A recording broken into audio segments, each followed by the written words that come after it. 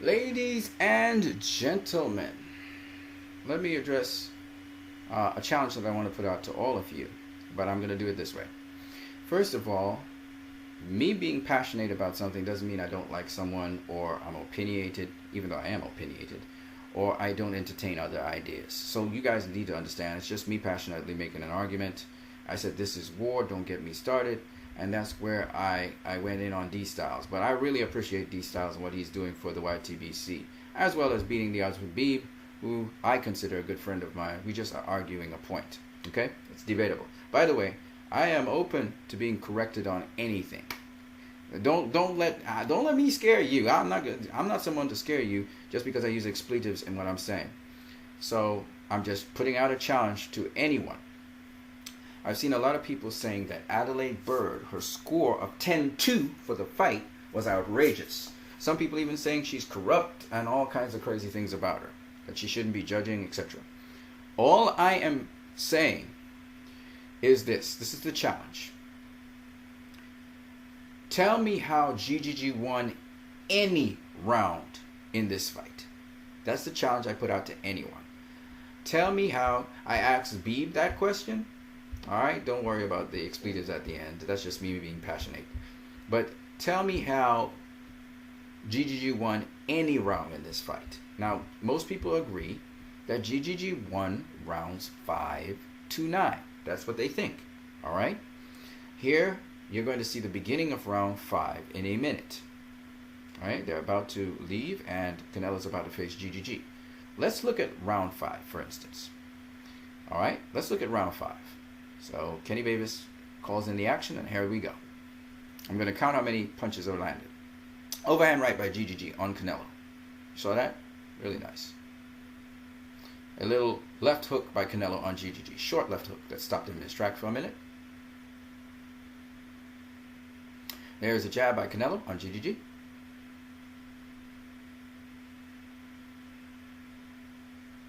Another jab and a left hook. Jab by GGG. Just barely touches Canelo, but it's still to be counted. All those punches didn't land.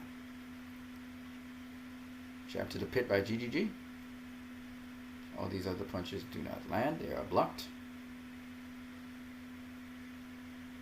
There is a clean right to the spleen by Canelo.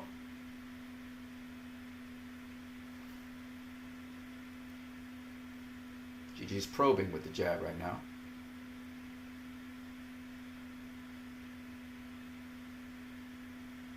Left hook by Canelo on GGG. Another left hook that didn't land clean, so I'm not going to count that.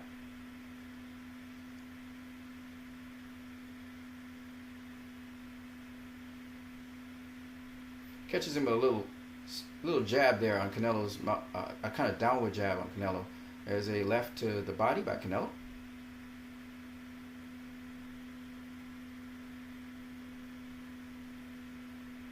Overhand right by Canelo.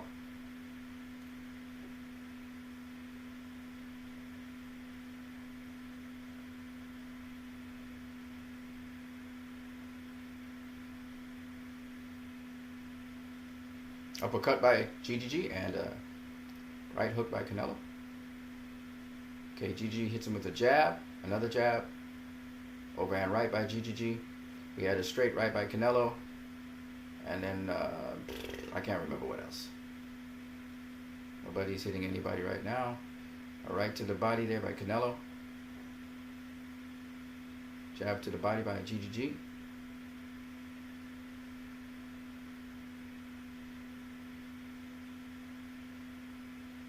Nobody's landing anything right now.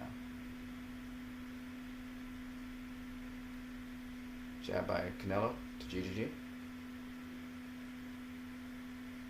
Nothing landing there.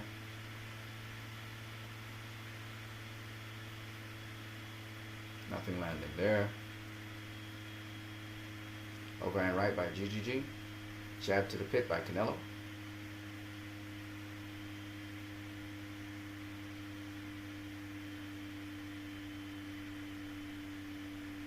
Jab by Canelo. End of round. Now, truthfully speaking, believe it or not, both fighters landed 10 punches in that round. The guy who landed the harder punches, in my opinion, was Canelo. But interestingly enough, they both landed 10 punches in that round. This is a round that people said GGG won. Now, he was improving from round to round, so comparatively speaking, you could say, oh, based on what he did before, he won this round. But easily, this is a swing round in a way, and it depends on what you're looking for. So in other words, round number 5, I would give to Canelo because he was hitting, in my opinion, he had the cleaner, harder shots. He was the ring general in that round. And while everybody's featuring this shot that GGG landed, Canelo was landing a whole bunch of other shots on GGG. He had a left hook to the body and all kinds of crazy shit. But this was one of the featured actually shots that GGG landed. Okay? But he wasn't really landing much. So if you're looking at the ring general, the guy who was actually landing the bulk of the shots, it was Canelo who was actually the more accurate, the guy landing more of the shots, etc. But what I'm saying to you now, my point is this. Let me stop this for a minute. Oh, I should have just let it go. Let me just let it go. My point is this. Even if you thought that GGG won that round, was it a clear win for him in that round? And if you can't say yes to that, then Adelaide Bird could have given that round to Canelo if she favors the boxer style. Especially the fact that Canelo has so many other dimensions to what he's doing, and he's much more accurate with his punching. If Canelo throws a punch like he just did there, he generally will hit you as he just did there. So I'm just saying, the more accurate puncher she may be looking at. Quality versus quantity. You get what I'm saying? And so she may have given that round, number 5, to Canelo. Whereas some of you, looking at GGG improving from round to round, may have gave GGG based on his performance in the previous rounds. And you say he did better, looks like he's on the upswing, so therefore I give him the round. But you can see clearly Canelo's landing a number of punches on GGG right now. This is round 6, by the way. He just landed a left hook to GGG's head. And you have to take these things into consideration. And he's standing in the center of the ring. Canelo is showing more variety in that he's in the center of the ring. He's fighting off the ropes. He's doing all kinds of things. He shows more dimension, more skill, more ability. We can see he's the one in control of the fight, not GGG. Right now, GGG's following him around. Canelo's the guy in control. That's why he hits him in the back of the head. He's having fun right now. Okay? So I'm trying to say to you that you have to understand why you have to judge not just on aggression, but you have to judge on effective aggression. Look, he just missed a punch. You have to judge on defense. The guy who's obviously the better defensive fighter is Canelo. Okay? You have to judge also on clean, effective punching. None of these punches are clean. None of them. They're not clean at all.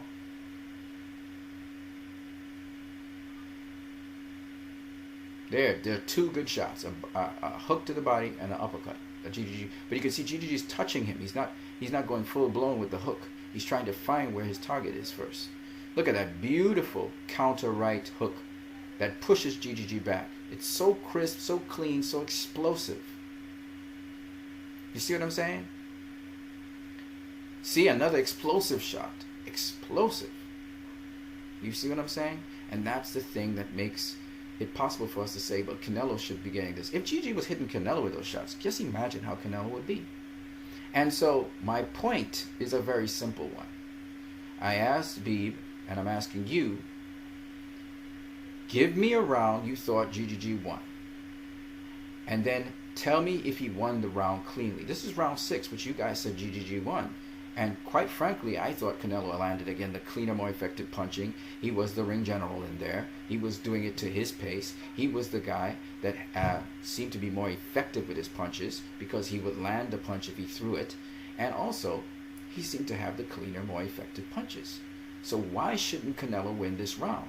GGG, he's the guy who is aggressive. He's got some effectiveness to his aggression, but he's not the guy in control of the fight so far. And these are the things we look at as boxing fans. That's why I ask you guys, because you guys said GGG won 5 and 6. Okay, compared to rounds 1 and 4, GGG improved a lot more. But clearly, Canelo's the guy in control of this round right now. Clearly.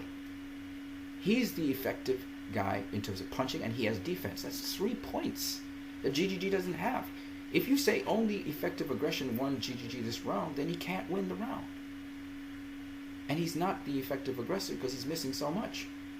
So I just say this so that you guys would think about what I'm saying in terms of points, because I guess people think I am biased because I put emotion into my points, and now I'm not having any emotion in it. I'm just talking objectively and boringly, because people are not entertained by someone who's just kind of blandly giving facts. People are more entertained by people who throw a little emotion, a little character, a little behavior into their stuff. You see? So that's why I started to do that. But I was making certain points which you guys cannot deny. Again, what you have to understand, and I'm just explaining it to people now, GGG has a longer reach here. Canelo's stumpy. He's shorter than GGG. He is the smaller guy in that ring. No matter how much weight he puts on, how much muscle he puts on, he has not been fighting his whole life at middleweight. He's the smaller guy. Understand, Canelo also is not the biggest power puncher in there. It's GGG. He's the power puncher.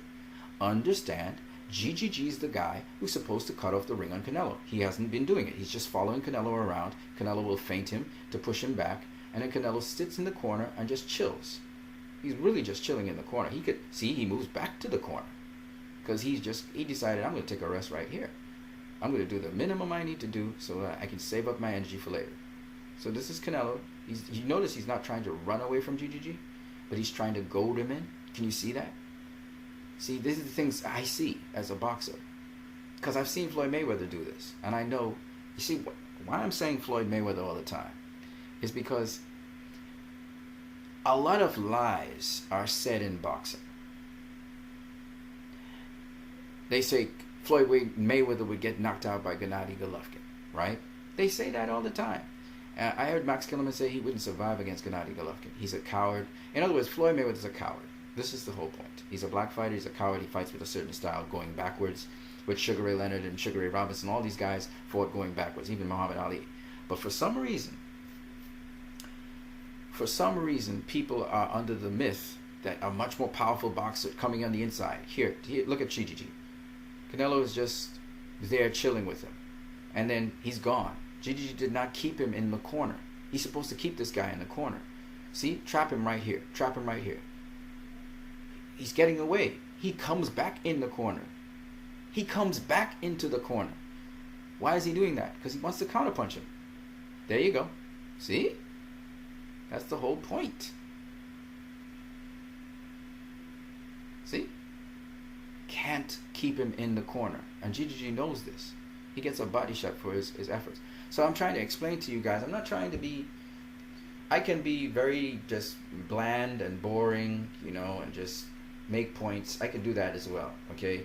I'm a scientific-minded person, so I can just see points.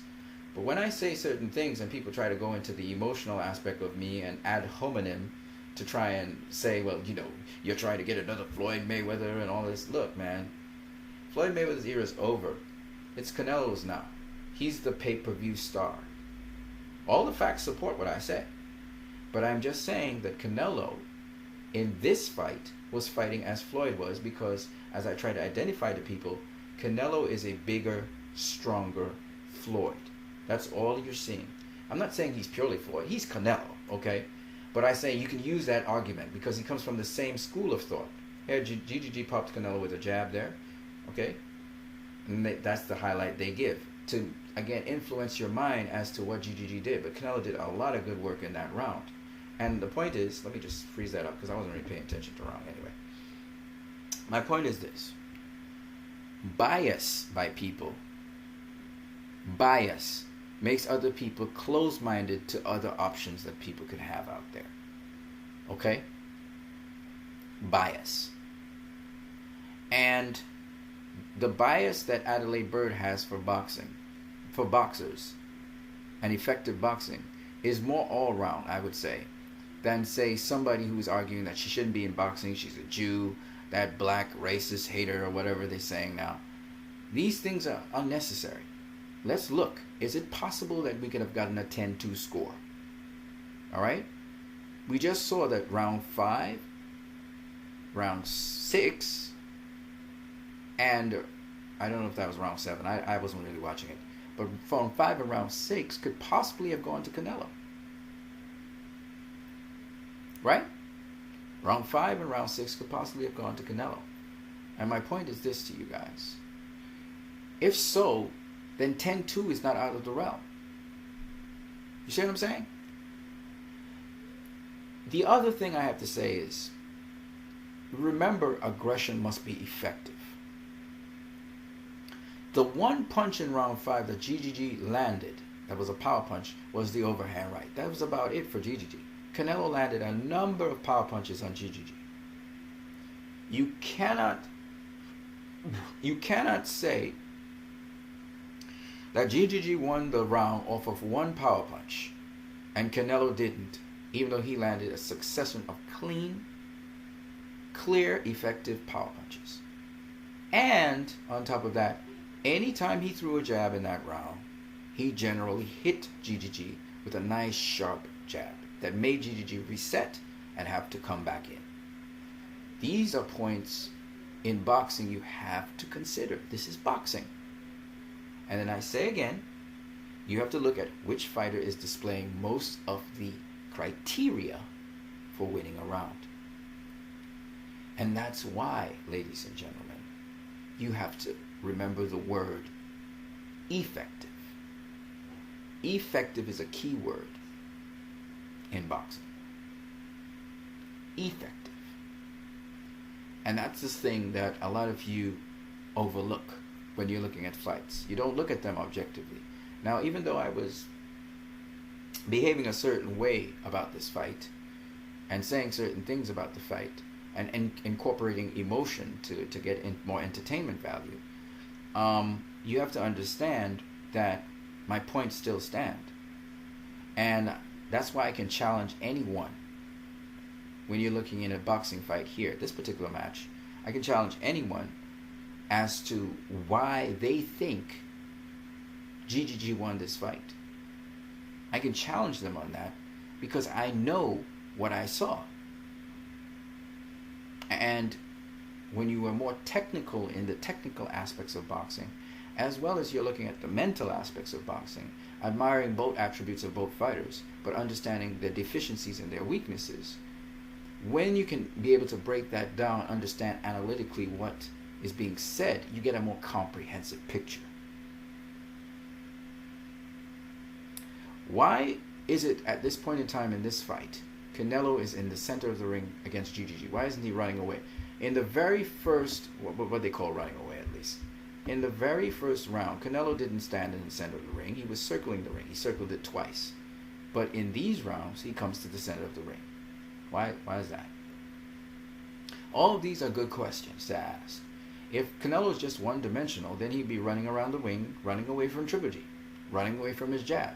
That's the narrative that was being created. Triple G was hitting Canelo with a jab, and Canelo was backing off. That narrative is not true. And these are the things that I come to this channel, and I use this channel to separate myth from reality. Look, let's play on this round here. Watch what happens. Canelo jabs to the pit. Now he's moving to the corner. GGG throws a punch, which he misses. He misses all these punches because Canelo disrupts him with a jab. Catches him with a jab there. Nice. On an uppercut. Catches him with a jab and an uppercut there. GGG, I'm talking about, connected to Canelo. Got another jab in there. Canelo caught him with a hook. Then another hook that backs GGG off. Do you notice that? He catches him with a nice short hook there, but then Canelo hits him with 2 body shots. Another hook Canelo catches him with. Catches him with a nice jab, GGG. Canelo catches him with a jab and a hook. Nice 2 little uppercut kind of jabby things. Another jab GGG catches him with. Backs off. 2 body shots by Canelo.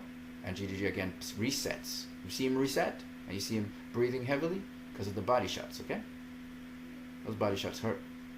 He's got a great poker face. Got a jab into the head there. GGG got a jab in his head. Oh my gosh, a nice left hook to Canelo's head and a brutal left hook to the body by Canelo. To the liver. See, GGG's probing. Nothing lands there. What's this, the 8th round? Okay, nice hook to the body again by Canelo. GGG caught him with a sneaky little uppercut in the process. Canelo covers up,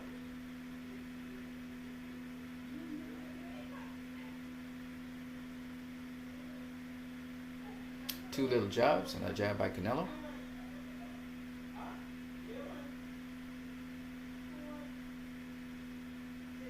Left hook by Canelo that lands. So you see, I can see both fighters. It's not a problem for me. But once again, you gotta watch it. Who's really giving the damaging shots? Who's the guy really actually working in there? Who's got the better defense? Who's the ring general right now?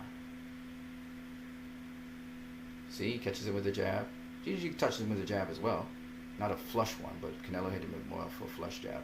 Oh my gosh, see, there was you see why he went to the corner? To set him up.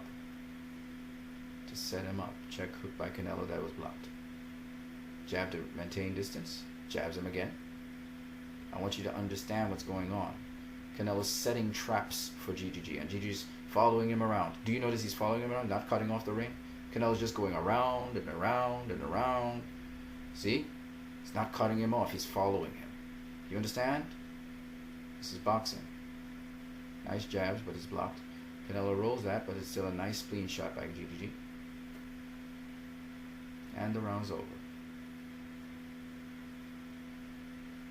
See? See? Do you understand what happened now? Now you guys might give that round to GGG. But clearly I know that's a Canelo round again. But you guys are going to say, oh, well, Canelo was on the back foot. GGG made him go on the back foot. Did he? And when they were standing in the center of the ring, he wasn't going on the back foot. So why is he going on the back foot now? Some judges score it for GGG because they look at the aggression of it. Some judges understand the complexity of the boxing going on and they judge it for Canelo.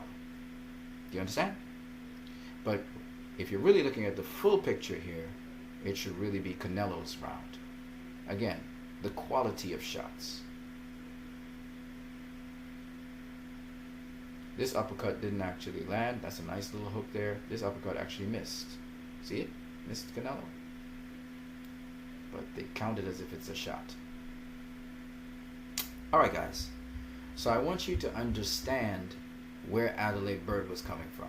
And I tried to do it in a non-emotional way so you guys will feel okay about it. And understand that while I say that Canelo is the future and he has a lot of things in common with Mayweather, he also has a lot of things in common with Mexican fighters. He also has things, he's a hodgepodge of different styles of fighting. Some people say he's like James Toney, but he's not exclusively like James Toney either. He has a vast array of experience. The Reynosos really trained this guy well. They did an excellent job with him. And Javier Haragui, go watch that fighter. Javier Haragui was a well-rounded fighter. He was actually a guy that KO'd Jose Luis Castillo. Yeah, he knocked him out twice. Well, at least the fight was stopped twice. And so check out Javier Haragui, a very, very all-round skillful boxer. And that was one of the mentors of Canelo. So Canelo knows all kinds of styles of boxing and all vast arrays of boxing. That's why when you see him fight Angulo, it's a different kind of way of fighting. When you see him fight Arislandi, it's a different kind of way of fighting. When you see him fight Miguel Cotto, it's a different way of fighting. When you see him fight Floyd Mayweather, it's a different style. When it's Gennady Golovkin, it's a different style. Canelo has an archive, an incredible encyclopedia of people to go to do different things with. Okay? The other thing I wanted to say was that while I said this was more like Mayweather that Canelo does, Canelo has his own way and his own style of doing things. That upper body movement is not, Mayweather has nothing to do with that.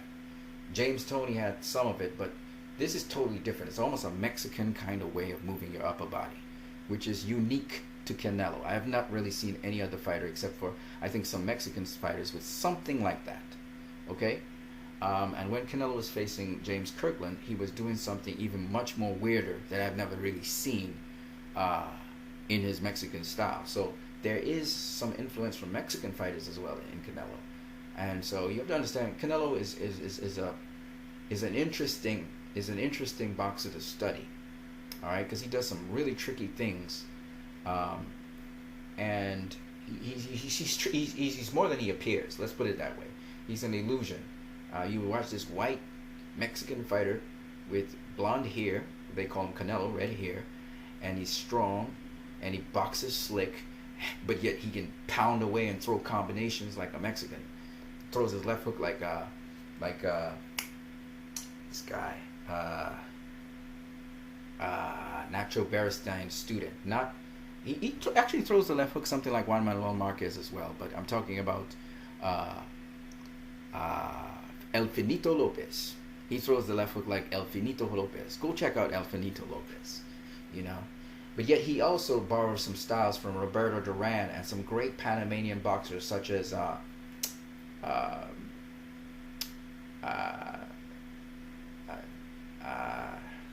darn it, I forgot his name now. He's a little guy. He was a featherweight fighter. I can't remember. He's one of my favorite fighters actually. Panamanian fighter, featherweight champion. He actually beat Alexis Aguayo. I forgot his name though. He actually does some things like Alexis Aguayo as well, if you really pay attention to Canelo. So he's got a lot of Latino in him, but he's so composed. Like, as a boxer, you don't expect somebody at 27 years of age to be that composed. Like, he's really advanced. And when you look at his resume at 27 years of age, I don't think there's any other fighter. I think Oscar De La Hoya was matched difficulty, but I don't think there's any other fighter quite matched like him. He's been able to face the all-time greats at this age. He's got, like, how many all-time greats he's got behind him? All Hall of Famers. He's got Shane Mosley, he's got Miguel Cotto, he's got Floyd Mayweather, and now he's got Gennady Golovkin under his belt. All right, the number one middleweight in the world. He also had Austin Trout. He had Erislandy Lara. Those contemporaries of his time. I mean, this guy is crazy. And then he has a bunch of old former champions, but he was like 19, 20 at the time he fought those guys. So I'm just saying, look, man, this guy has a wealth of experience. He may not have had the Olympic Games behind his belt or a great amateur career, but they brought this guy up well so that he was matched tough enough at each level, and he seems to thrive off of tough challenges so he can get to the next level. So he's really got a great career ahead of him. This guy's fighting Olympians and beating them. I mean, since he was back in 2010, he was fighting Olympians, guys who had former Olympic medals and stuff like that, and he was knocking them out, beating them. I think he got his NABF championship from an Olympian. He beat that guy. So I'm just saying, Canelo, his pedigree is really high right now, and he's got a lot of professional experience. You can see he can outclass just about anything that Gennady Golovkin paints to him. I want to get your guys' opinion on this. In a rematch with Gennady Golovkin, first of all, do you guys think that there is need to have a rematch for this fight? And then the second thing is, what do you think would happen in a rematch with Canelo versus Golovkin? Seeing that we've seen pretty much everything we had to see about Golovkin. There's nothing really more he has to offer. I mean, he does have some defensive skill. I saw him roll some punches. I saw him block punches, but he still gets hit way too easy for the caliber of fighter that he's supposed to be. He gets hit way too easy. I mean, Marvin Hagler got hit too. You know, he got hit sometimes. He was a tough guy. So in the spirit of those kinds of fighters, it kind of works for him. I mean, he's very tough. But I don't think he's comfortable getting shots to the body. And we know Canelo is just going to get better, and he's going to get stronger. And if he does the foot drills, he's going to be even better than he was before. Get more force and power. He's going to grow, really fully fill out into the middleweight mass. And I just don't know if he can stand up to Canelo's body punching, especially if Canelo starts to focus on specific areas of GGG's body. I don't think he's going to stand up. I mean, Mexicans are known for hard heads, and GGG has a hard head, but I don't think he has a hard body. I don't think the body was built to be hit like that. And so if you just go to his body, eventually the head will fall, and that's what I'm worried about. With Canelo, I mean, GGG could try to go to Canelo's body. I mean, he hasn't been very successful at it because Canelo rolls punches with his body. He's able to, again, this unusual ability to shift his upper body a certain way and therefore take the power off of punches is just remarkable. And that's why you don't really see a lot of people hitting Canelo to the body much. You know, when was the last fight that somebody hit Canelo to the body? It's been a long time. I mean, Floyd had minimal success hitting Canelo to the body. He had to always kind of feint to the body and then go up top to the head. He was hitting Canelo to the head mostly. And Canelo was really rolling those punches. He was taking the steam off those punches a lot. So it was more of a tactical match between Floyd and Canelo more than anything else. But yeah, I mean, Canelo doesn't get hit to the body because his body's never in an angle to get really properly hit at. And he's the one going to the body. I just thought about that. Because he moves his upper body a certain kind of way, which is really interesting. He's able to shift his whole upper body, 45 degrees to the next 45-degree juncture. He kind of gives you very little to hit, and then he can roll it on top of that, He's a tricky character, man, Canelo. But I just thought I would say that because I know a lot of you are impressed with his performance against Golovkin. A lot of you are impressed with his defense. A lot of you are impressed with even his explosiveness, the combinations he can throw. I think a lot of you, what you think is that he just kind of rested on it and he just threw one or two punches at a certain point in time. And the thing with Canelo is he can throw combinations, but he can also sharpshoot you if he needs to, just pot shot you. So he can do different things. He's very, very skilled. And I think that's the thing that a lot of people miss. He can change it up at any point in time. So anyway, like I said, I've always been consistent with what I'm saying. I thought that Canelo was the next, and he definitely is the next. So I don't think he passes Andre Ward for pound number one, though. It's gonna take some serious winnings for him to pass Andre Ward, but I think he's up there. I think he's up there with the premier guys, and he's the real deal. He's the real thing. Hate him or like him, he's the real deal. All right, guys, you have a great one.